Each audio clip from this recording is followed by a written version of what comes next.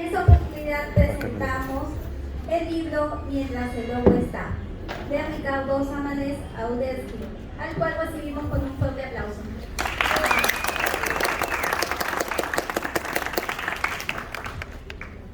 Buenas noches. A nombre de Editorial Planeta quiero darles la más cordial bienvenida. Es un placer estar esta noche acompañando a Ricardo y a Malenka en el lanzamiento de un libro que ya lo decía Martín mientras nos saludaba, es verdaderamente entrañable. Ustedes conocen, la mayoría de ustedes conocen esta historia. Yo fui el editor que llevó el libro desde Planeta, así que estoy bastante empapado de la historia, acompañé a Ricardo en el proceso. Hay algunas curiosidades que seguramente van a salir en la conversación, pero quisiera también nombrar, ¿no? El hecho, por ejemplo, de que Malena dejase Polonia y no hubiese, ¿no es cierto? Y que a pesar de eso, la fortuna, el destino, digamos, le otorgase una nueva patria con los colores de la bandera de la patria que dejó, por ejemplo, ¿no? Y de hecho, Malena es tan peruana que hace un ratito estuvo tomando Coca-Cola. Pero no quiero alargar más esto porque es la noche de Malenka, la noche de Ricardo, y hay un mucho mejor presentador que yo y además más guapo y alto. Así que recibamos un fuerte aplauso a Martín Rico, por favor, que nos hace el honor de presentar este libro. Gracias a todos por venir, en realidad el honor es mío. Muy pocas veces uno puede presentar un libro no solo al lado del autor, sino también de quien inspiró el libro. Y es un libro inspirador en muchos sentidos, porque como bien señalaba Víctor, que además editó este texto con mucho cariño, y eso se refleja en sus palabras y también hace que se luzcan las suyas y su historia, es que termina siendo, a pesar de tratar sobre un episodio acaso el más sombrío del siglo XX, un libro bastante entrañable, un libro en el que un bosque, que podría ser acaso un lugar de refugio porque uno ha perdido el hogar y por lo mismo en permanente añoranza de aquello que ya no tiene cerca, termina convirtiéndose en un sitio entrañable, en un nuevo hogar, acaso incluso en un nuevo integrante de la familia, como un segundo abuelo, el bosque, porque abrazó a una familia que huía una Varsovia devastada durante la Segunda Guerra Mundial y que los refugió y los protegió hasta que luego Malena continuó su camino, que el libro también retrata muy bien, y que la trae a Perú. José Martí, el gran poeta cubano, solía decir que casi como si esta fuera una fórmula de la posteridad, ¿no? Uno debe de tener un hijo, sembrar un árbol y escribir un libro. Este libro, sin embargo, a mí me plantea un giro distinto, porque más bien es el hijo quien escribe un libro sobre la madre. Y árboles hay bastantes, porque como saben, parte del libro se desarrolla en un bosque.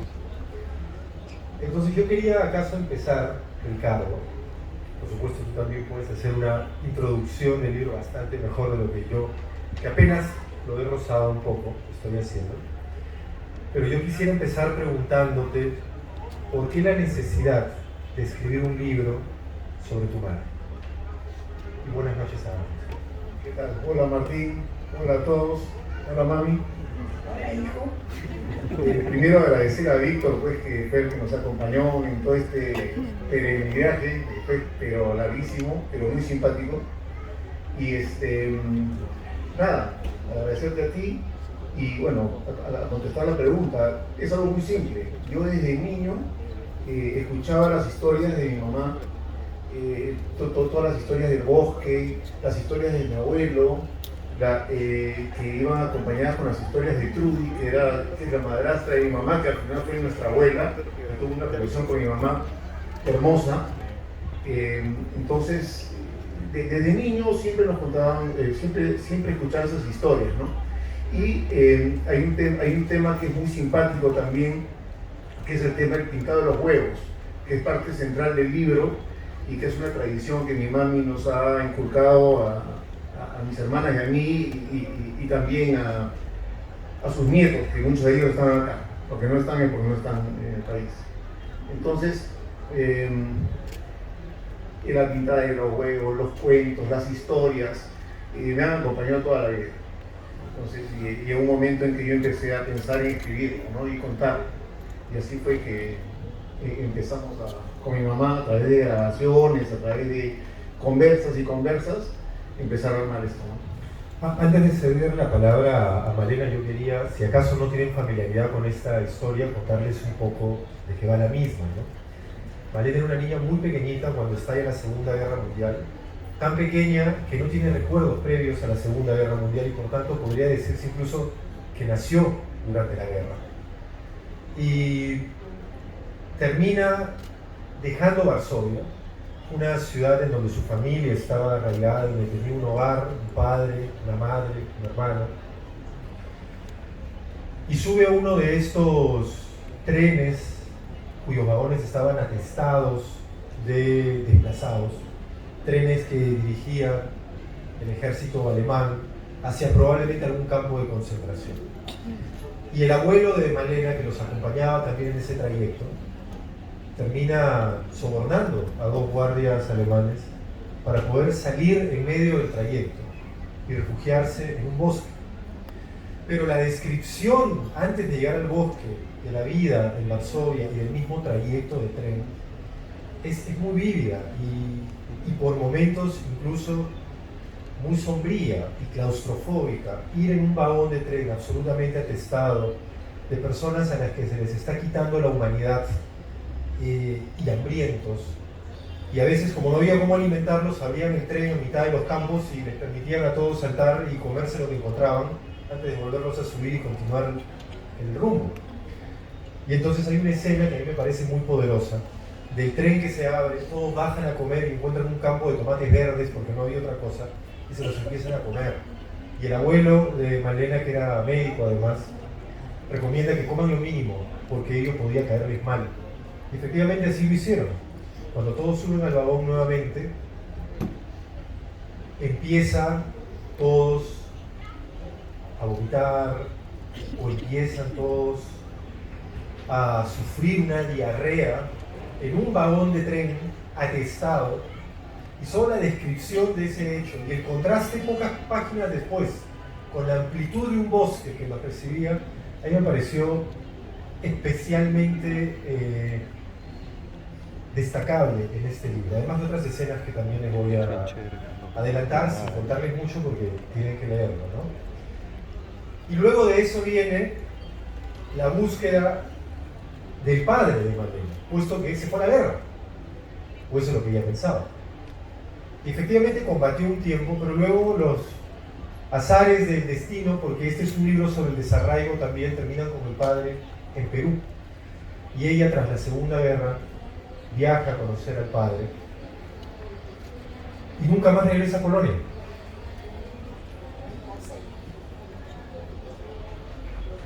Me enamoré y me casé. Pero jamás regresaste siquiera para ver el país que dejaste. Pude, pero un día lo haré todavía. Esa es la actitud. Es muy probable que en el bosque que te cobijó en aquel momento todavía estén esos mismos árboles donde tú buscabas setas para alimentar a tu familia. Posiblemente sí, ¿Y te gustaría recorrerlo nuevamente? lógicamente. Y creo que los reconocería. Y los reconocerías. Y es maravilloso porque Ricardo usó una figura que no sé si es una metáfora involuntaria, pero a mí me parece muy potente, y es la de esta tradición familiar de pintar huevos vacíos, ¿no? Pintan huevos vacíos durante las Navidades y por las Pascuas, perdón. En ambos.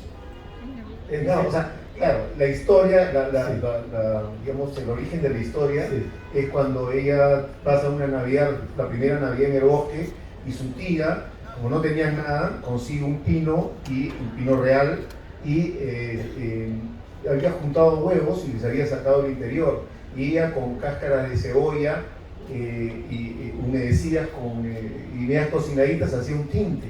Era tu tía, ¿no? Hermana de mi mamá, que era media artística, lo ha hecho muy bonito. Y el árbol fue precioso. Bueno, y el tema de la Pascua es porque ya la costumbre de tener huevos de Pascua en el Perú, ahí fue donde ella entra, ¿no? Entra con la tradición del pintado de los huevos. Pero además, huevos vacíos, que sí, sin duda, son una tradición de Pascua, pero para una familia que nació del desarraigo, un cascarón vacío que han ido pintando por fuera y embelleciéndolo, pero llenándolo también, porque la familia que usted ha hecho en Perú, lo peruana que se siente hoy, acaso más que polaca, y un hijo que termina escribiendo un libro sobre las memorias de la madre, es también llenar esos vacíos que la guerra produjo en su vida. Las tradiciones que uno siempre debe tener, creo yo, ¿no? Y mis hijos saben todo lo que pasó conmigo, abuelos, y eso es bueno para todos. Y eso quisiera yo preguntarte. El libro es una manera de preservar la historia de tu mamá, pero es también una forma de preservar la memoria familiar, ¿verdad? Claro, tienes toda la razón. Y quizás tú puedes ampliar eso, Ricardo, también. Sí, en realidad es un homenaje a mi mamá, ¿no?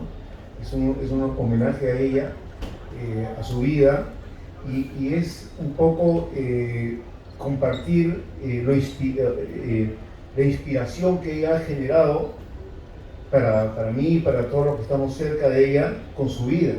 O sea, tú la ves ahorita y es una persona alegre, es una persona que es una sonrisa, y tú ya has visto todo lo que ella ha sufrido, todo lo que ha vivido. Entonces, esa inspiración es un regalo para la familia y para todo el mundo. O sea, todo lo que lo pueda leer, yo estoy seguro que se va a sentir inspirado, como mi mamá bien dice, y está bien plasmado en el libro, que con poco sentirse uno tranquilo y satisfecho. No es por, digamos, ser poco ambicioso, sino que hay que simplemente sentirse bien con lo que uno tiene. Y eso está en el libro y son palabras de ella. ¿Y el libro lo escribiste sobre la base de las memorias de tu madre o hiciste una investigación también, o si acaso viajaste o leíste sobre lo que fue la Segunda Guerra en Polonia antes de sentarte a escribir? Porque muchos de los pasajes que describes te hacen oler la pólvora de la guerra. Entonces, están muy bien escritos y te sumergen en lo que fue el conflicto. Y luego, por supuesto, los años en los que usted llega a Perú, que también están muy bien retratados con la sociedad de esa época. ¿Hiciste un trabajo de investigación o es todo la memoria de tu madre? O sea, son las dos cosas. Lo que se hizo fuera de los recuerdos que yo tengo fue conversar con mi mamá en varias ocasiones y grabarla, y con la ayuda de Víctor hacer un poco de investigación, ¿no? Porque hay hechos que uno tiene que relacionar digamos, con las historias que mi mamá siempre nos contaba, ¿no? Sí. Iguales en la segunda parte del libro, ¿no? La parte de los samanés, que es la historia que empieza con el virreinato, ¿no? Se cuenta en base a lo que los familiares nos han contado y en base a una investigación.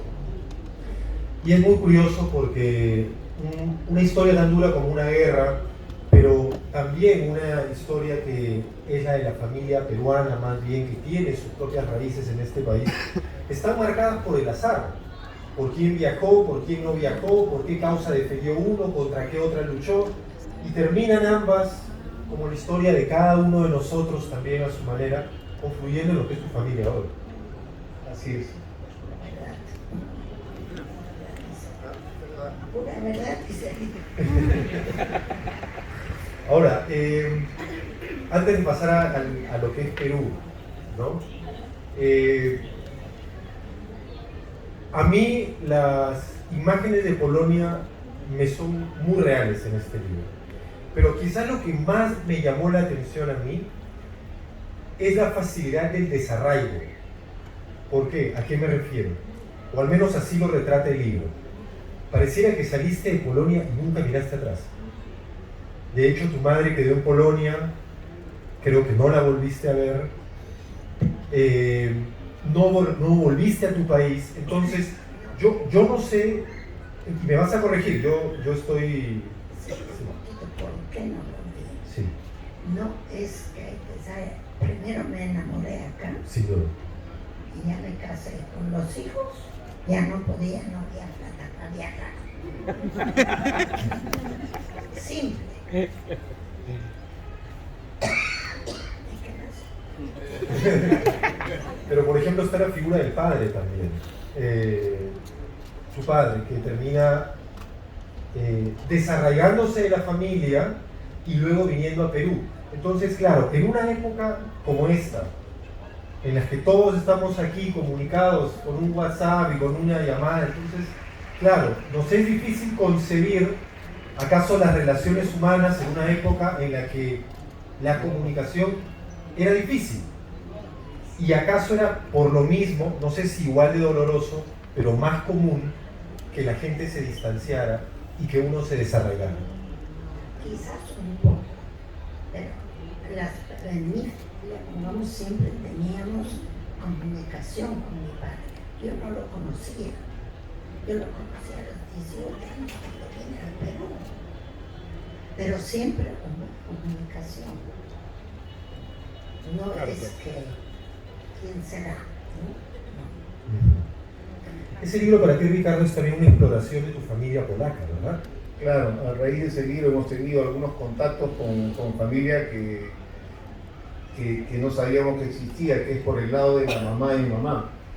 Entonces, porque por el lado del papá de mi mamá, o sea, por el lado de Odersky, el apellido ya muere conmigo. Porque eso es bien curioso, o sea, en Polonia el masculino y femenino se traducen en el apellido. Ajá. O sea, Auderska, o sea, el papá de mi mamá es Audersky, ella es Auderska. Yo debería ser Audersky, soy Audersky en mi pasaporte, y yo soy Audersky, pero en mi DNI soy Auderska. Sí. Entonces, y ya no tengo, digamos, Sucede también en el ruso, también hay como lengua eslava, creo que así hay es. esa variación. Ahora, en la familia, el apellido Audersky ya no hay hombres que lo perduren. Porque yo soy samanés Audersky, ¿entiendes? Entonces ya el apellido quedó. Pero por el otro lado de Weiner, que es el apellido de la mamá y mamá, hemos encontrado familia, pues, y hemos empezado a escribir y ha sido toda una aventura que tiene mucho por delante, ¿no? Vamos a aterrizar en Perú ahora. Nunca, Malenka, la palabra no es arrepentido, pero ¿te ha costado adaptarte de un bosque casi de cuento polaco a esta jungla de cemento y sin árboles que es Lima? Yo nunca pensé comparar bosque con Lima. ¿Entiendes? Eso no. Para mí era Polonia, Claro. Varsovia, Lima. Por supuesto, El bosque para mí era muy aparte. sin duda, sin duda. ¿Te fue difícil la adaptación en esta ciudad? Fácil. ¿Sabes por qué? Porque parezca mentira, peruanos y polacos somos igualmente cariñosos unos con otros. Tú vas acá con cualquier peruano, muy amable, te abraza y todo, ¿no? Pero lo mismo somos polacos, en otros países no sucede. ¿Aprendiste el castellano con relativa facilidad, a pesar de que, claro, el libro señala que al inicio fue difícil, pero al inicio te costó un poco porque te comparaste con tu hermano, que tenía mucha facilidad con el idioma? ¿En serio? Parecía que estaba muy callado y cuando hablaba sin problemas. Pero se demoró mucho más que yo. Yo hablaba al mes mal, pero Ajá. Y él recién Pero hablaba, 4 meses pero- conmigo, pero también ok. me hablaba perfecto. Quizás él era más tímido para hablar entonces. Sí, por supuesto. Sí, sí. Su Inca Cola, su Inca Cola. No. Ceci, tiene su Inca Cola. Sabor nacional. Ah. Muy rico él me dijo, es sabor nacional. Ah. Le dije, muy rico sabor nacional. Se suele decir que se habla de la lengua materna, ¿no? No tanto a veces la lengua paterna, porque usualmente es la madre la que enseña más el idioma que el padre. ¿Se habló polaco alguna vez en casa? Casi nunca. Por la razón que podría haber hablado, pero vivíamos con una suiza que era mi madrastra, que más bien se hablaba en Suiza, Deutsch, alemán, ¿no?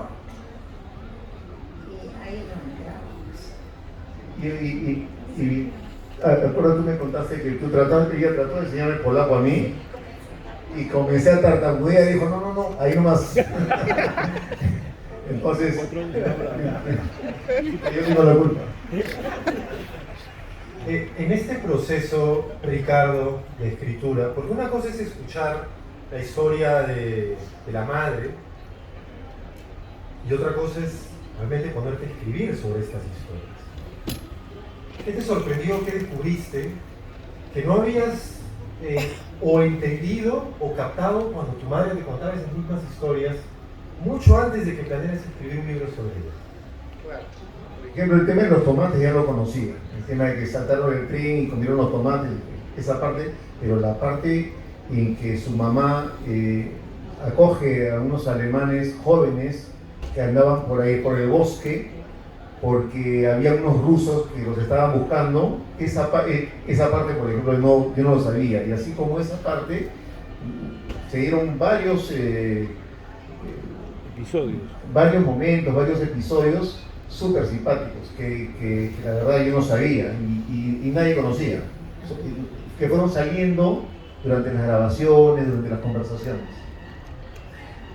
Cuando un familiar se convierte en personaje de un libro, por más fidedigna que sea la historia, igual uno empieza a apreciar con distancia algunas cosas que antes tal vez no notabas. ¿Qué descubriste en tu madre, en su personalidad, en su odisea, en su vida en Perú? ¿Qué cosas te sorprendieron que no reconocías en ella y que descubriste en tu trabajo de investigación? Mira, es bien simple. Yo siempre como te dije, me apasionaban las historias, me apasionaban los cuentos de guerra, pero conforme íbamos, y siempre mi mamá yo la vi feliz, eso era un digamos, un status quo, o sea, siempre ha sido así. Entonces nunca me cuestioné eso, pero cuando empieza a caminar el libro, empezamos a avanzar con la historia, yo me doy cuenta pues que, y lo vuelvo a repetir, o sea, las ganas de vivir que ella tiene, la alegría con la que enfrentó todos los momentos difíciles, es súper inspirador. Eso es lo que realmente yo entendí a partir del libro, porque yo siempre lo tuve, pero nunca lo había analizado, nunca había caído en cuenta del valor que tiene eso, de sentirse así, después de haber vivido durante momentos complicados. Sí. ¿Acaso, evidentemente el libro es sobre la historia de Malena y su llegada a Perú y cómo sobrevivió a la Segunda Guerra, pero como todo buen libro, uno se identifica y empieza a contrastar con esta historia sus propias luchas personales y sus propios pasajes de vida que uno siente lo han forjado, lo han cambiado, lo han construido, que yo creo que es uno de los grandes atributos de este libro. Y yo quería tomar lo que tú estás diciendo ahora para también hacerles pensar a ustedes sobre cómo es que las dificultades terminan forjándolo a uno y terminan haciendo que quizás el valor más importante es el de la capacidad de adaptación. Más allá del cariño y el amor que hace que las familias se mantengan unidas, cuando una familia entera se desarraiga y termina perdiendo su hogar, su trabajo, sus amistades, y se ve tan solo en un bosque como podría haber sido una familia hace 10.000 años, ¿no? Te empiezas a dar cuenta que las cosas más importantes quizás son pocas y hay que preservarlas, ¿no? ¿Cuáles son esas cosas importantes, Malena, que tú descubriste? Para mí lo más importante es el amor. No importa de dónde venga, cómo venga, pero el amor. Y bueno, si hablas de algo más particular, es también la confianza. Yo siempre digo a mis hijos, primero la confianza y después el resto. ¿Y aprendiste esa lección? Claro. Lo pregunto porque Perú, quizá a la par con Brasil, donde vivió tu hermano, es el país de América Latina con menor confianza interpersonal, ¿no? Nosotros los peruanos no confiamos entre peruanos. Siempre sentimos que el otro quiere sacar ventaja de nosotros.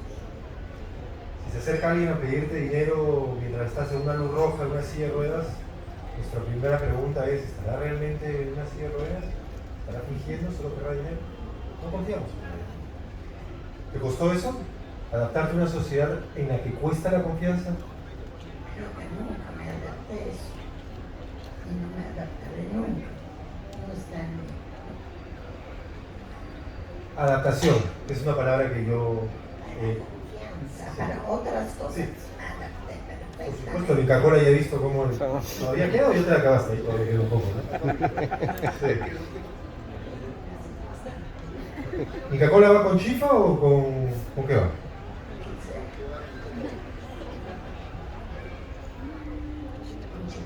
Muy bien, peruano. No hay nada que refutar.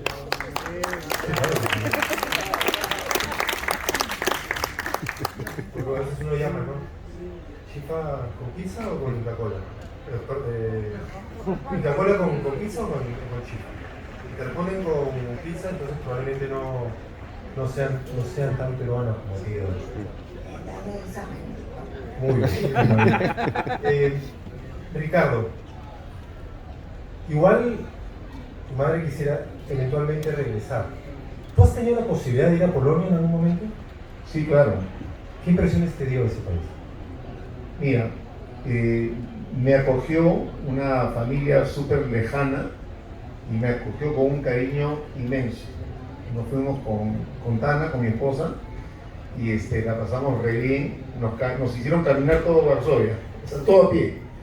Entonces la pasamos súper bien. Estuvimos también en Konstantin, donde ella estuvo después de la guerra, y le mandamos fotos y conocimos toda esa zona que es como un cineguía, digamos, acá, ¿no?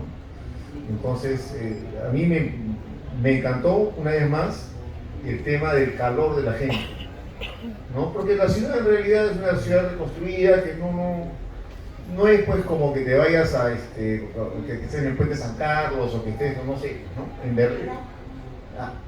Y fuimos a Cracovia, que eso sí fue lindo, ¿no? Es una ciudad medieval, ¿no? Pero digamos Varsovia, lo que más recibimos fue la calidez de la familia recontra lejana, ¿no? O sea, súper lejana. Y nos hicieron dormir, se fueron todos a juntarse un cuarto y nos hicieron dormir en sus cuartos, o sea, súper amables. Quizá nos hermana bastante más que los colores de la bandera. Bueno, Claro, ¿no? Mientras el lobo está, se llama el libro. El juego infantil era juguemos en el bosque mientras el lobo no está. No sé si todos acá lo hemos jugado alguna vez, ¿verdad? Y en un principio, evidentemente, el lobo es el ejército alemán, los nazis. Pero a lo largo de tu vida has sentido que había que cuidarse también de otros lobos, que había que estar alerta de alguna manera, luego de esa primera experiencia ya. No. Tampoco tengo ningún odio contra alemanes. Una cosa es un nazi, otra cosa son alemanes que he encontrado acá en mi vida Sin duda. y perfecto. No tengo... Pero es- Ricardo, ¿qué quisieras tú de los lectores cuando tengan el libro en sus manos? ¿Qué quisieras tú transmitirles más allá del orgullo por la historia de tu madre? Porque, como decía en un principio, un libro es casi una manera de arañar un poco la posteridad, ¿no? Y tú lo estás logrando con tu madre. ¿Qué quisieras que los lectores, además, entiendan de este libro? ¿Qué quieres transmitir? Mira, y lo vuelvo a repetir, ¿ah? O sea, yo cuando firmamos con mi mamá y nos hemos puesto de acuerdo en eso, porque yo escribo, firmo y ella también firma, entonces, y yo coloco ahí, ¿no? Que espero que les guste la historia, pero que digamos que esperamos que esa historia te inspire también. Y eso está en las dedicatorias, porque ese es el gran mensaje, porque la historia es una historia, ¿no? Es una historia que ha pasado muchas veces y con mucha gente también, ¿no? Pero la forma como ella ha enfrentado la vida es inspiradora. Tú hablas con ella y es una sonrisa. Yo nunca la he visto triste o amargada. Te conté de penas que pasé. Nunca conté nada a mis hijos de la guerra. Bueno, podría ser otro libro también. Entonces eso es, ¿no? Es que quisiera de los lectores que les inspire. Y eso que tú mencionas, porque incluida la mía, muchas familias se desarrollaron tras la Segunda Guerra y vinieron a América Latina. Y claro, hay historias que prefieren no contar, porque fue muy duro también. Es que pasaban cosas tan horribles que no podías contar. Que disculpe que no pasé, me quedé sin casa, con bombas, pero bueno, personalmente no me pasó nada, ¿no? Pero hay personas que pasaron cosas horribles y además personas que los llevaron a campos de concentración, Así es. que cuando salieron en el es caminar. ¿Y algún pasaje de tu vida allá o acá en Perú te hubiera gustado que esté en el libro y finalmente no estuvo? ¿Hay alguna parte que quizás tú agregarías del libro que escribió tu hijo? Sí, una sola. Que me olvidé cantar. ¿Esa? Primicia. Primicia. Es un hecho que me impresionó enormemente. En Varsovia, no, mi mamá me llama y dice, mira cómo se quema el gueto. Gueto eran los judíos. Y yo he visto de lejos en la casa un fuego enorme que los nazis quemaron el gueto. Y eso es horrible. Que nunca pasa. Y nada de esto, pero esto de quemar gueto era horrible. ¿Y acaso el libro es también una manera de, y algunos pasajes me recordaban la película La vida es bella, si acaso la viste, ¿no? De, a pesar de el drama que se vive y que está en el libro también, ¿cómo puedes encontrar en la vida siempre un lado luminoso, un lado inspirador y que te dé esperanza para seguir avanzando? Debe ser optimismo de la familia, que así me enseñaron. Siempre mirar que el vaso siempre está lleno. ¿Entiendes? Y no pensar que le falta esto, le falta otro. Nunca pensé eso en mi vida. Y nos faltaba mucho ahora que pienso. ¿Y quieres agregar algo más, Vanessa? ¿No? Ricardo, hay un conflicto acá que se retrata, pero la vida sigue y hay otros conflictos que enfrentamos, ¿no? Y hay un pasaje que habla también sobre cómo vivieron la pandemia, ¿no? Cuéntalo, por favor. Bueno, como se cuenta en el libro, con la pandemia, pues nosotros como todos, a las personas de edad, las tratamos de guardar, no de que no salgan a la calle, etcétera, etcétera, ¿no? Y así fue con mi mamá. y ya prácticamente terminada la pandemia, bueno, ella cuando hablamos con ella se sintió como que estaba nuevamente en el bombardeo en Varsovia, encerrada, ¿no? Bueno, no me gustó estar encerrada. ¿No? Entonces, Un bombardeo. Me gusta estar encerrada. Pero sí es verdad que cuando escuchas alguna sirena, por ejemplo, te vienen... Horrible. Aviones. Bajo yo. Sí, estoy ingresando, ¿no? Oigo sirena y también así inconscientemente. Y creo que me voy a morir. No me puedo quitar eso. Eso, cuando tú eres niño, ¿lo percibías de tu madre? sí, claro. O sea, veías cosas en tu madre que no veías en la madre de Así tus es, amigos. es correcto, eso lo hemos visto todos, con mis hermanas. Ha sido parte de nuestra vida. Mi mamá siempre se asustaba. Y para aquellos que lean el libro y de pronto sientan, oye, mi madre o mi padre también, o mi abuelo, mi abuela tuvo una vida inspiradora o una vida que merecería recordarse, ¿tú qué les podrías decir como autor? Bueno, que investiguen, que hablen mucho y que recojan esa historia, y que si no la quieren escribir, que la tengan dentro de sí, ¿no? Y que se las cuenten a sus hijos, y si la quieren escribir en buena hora, que la graben, si no.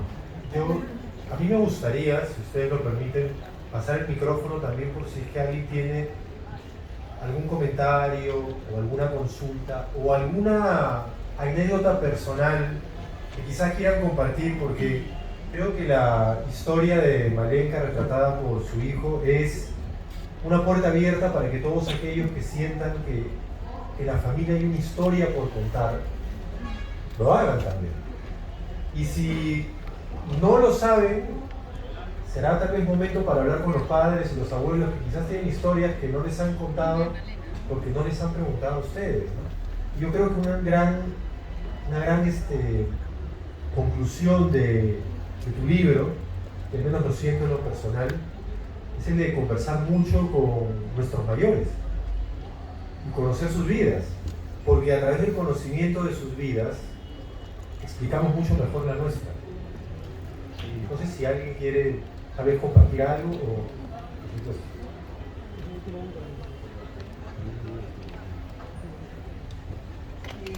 Sí, yo quisiera compartir algo que es el tema, por ejemplo, cuando hacemos los huevos, que era muy impresionante porque nosotros hacíamos los huevos para lo que era en Pascuas, y yo estaba convencida que todos los huevos y todo el mundo hacía y sancochaban cebollas y beterragas para hacer los huevos, hasta que en alguna ocasión, obviamente voy a la casa de una amiga y me dice, o sea, eso no existe. No, o sea, no existe esa costumbre. Y por último, existen los tintes para tortas. Entonces ya no, así no se hace, esa no es la costumbre, ¿no?